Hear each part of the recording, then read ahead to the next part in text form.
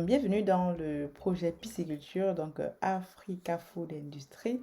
Donc, dans les prochaines vidéos, vous allez voir en fait les différentes étapes d'empoisonnement de nos alevins. Donc, on a la première étape commence avec l'achat des alevins. Comme vous pouvez le voir, donc on procède au tri avec notre partenaire chez qui on a pris nos alevins. Donc, on est sur à peu près 18 500 alevins. Donc ensuite, on a donc l'entrée des alevins en fait dans les étangs, qui sont arrivés voilà il y a 2 jours dans nos étangs. Donc vous voyez, c'est vraiment ça se fait vraiment très très tôt, hein. Voilà, on amène les alevins dans des bacs comme vous pouvez le voir. Et donc le processus donc c'est de pouvoir enlever l'eau et donc les mettre comme ça dans les différents étangs. On a dû embaucher voilà, des personnes pour nous aider à le faire. Voilà, on va enlever l'eau, comme vous le voyez là. On enlève l'eau dans les bacs, dans les bassines, on trie les alevins et après on va les mettre directement dans les étangs. Donc ensuite, voilà, il y a une phase après d'observation qui permet voilà, de regarder est-ce que les alevins se comportent bien, est-ce qu'ils mangent bien. Et ça permet comme ça de commencer à les surveiller, quoi. Donc, vous voyez, c'est vraiment, voilà, on a quand même une bonne qualité d'alevin. Donc, c'est à peu près des alevins de 7 à 8 grammes, 7 à 8 grammes qu'on a pris. Et donc, ce qui nous permet de partir sur une production, voilà, sur un cycle de 4 mois plutôt. Sur un cycle de 4 mois. Donc, vous voyez un petit peu comment est-ce que on met les alevins. Donc, on les passe par en dessous parce que les étangs sont équipés d'une grille, donc vous voyez que ils sont tous protégés par une grille là pour aussi éviter les serpents, pour éviter les prédateurs. Donc tous les étangs là, sont protégés par des filets comme ça, comme vous pouvez voir. Et ça permet que on ne les ouvre comme ça que pour y mettre les alevins. Et lorsqu'on les nourrit, on les nourrit par le haut. Voilà un peu les étapes. Au fur et à mesure, maintenant, mais le travail maintenant de l'équipe sur place, c'est de surveiller les alevins au fur et à mesure, de se rendre compte qu'ils mangent bien. On a en fait 3 bacs de pré-grossissement puisque nous, on a 3 étangs. Le processus consiste donc à ramener les alevins comme ça. Vous ne les mettez pas directement dans vos étangs, vous les mettez dans les bacs de pré-grossissement.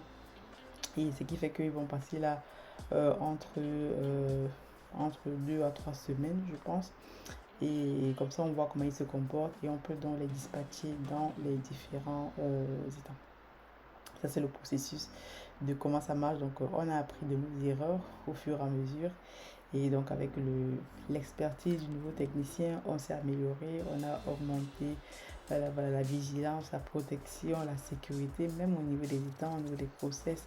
Donc là, c'est un des bacs de pré-grossissement que vous pouvez voir qui accueille les alevins, donc le deuxième bac.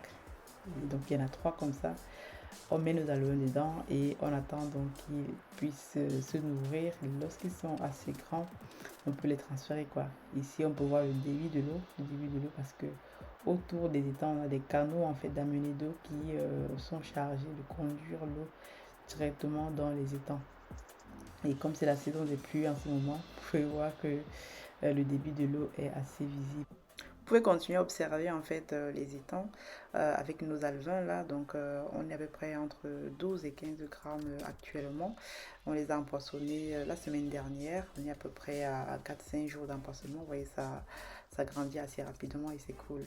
Ici, donc, on a installé des prises électriques. On a dû tirer des câbles électriques, quoi. Ces prises électriques vont nous permettre déjà d'installer une caméra à ce niveau-là, donc sur le poteau pour surveiller encore plus les étangs. Et la surveillance des étangs comme ça est assez important. Donc, on va surveiller les étangs non seulement avec notre caméra de surveillance qui va bientôt être installée, mais aussi avec les personnes qui vont vivre directement sur le terrain. Donc, je vais vous amener comme ça au niveau de la cabane que nous avons construit pour pouvoir permettre d'abriter les 2 employés qui vont rester sur le site, quoi. Donc, il était important pour nous d'ajouter de l'électricité, et de protéger même le sol, quoi. Vous voyez que le sol a dû être coulé pour protéger les employés de l'humidité.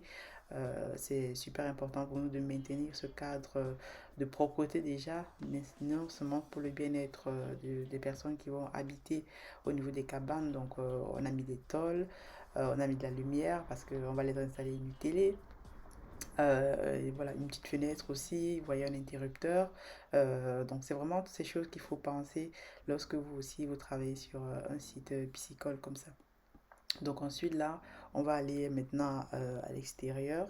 À l'extérieur, vous voyez, à travers la fenêtre, on peut voir directement les étangs, quoi. Et ce qui permet de continuer à surveiller, même de jour ou de nuit, parce que la surveillance doit être vraiment de tous les instants, quoi. Donc maintenant, on va à l'extérieur, on va voir la propreté, super important pour un site comme ça. On doit absolument nettoyer au jour le jour pour éviter que les herbes poussent, les serpents.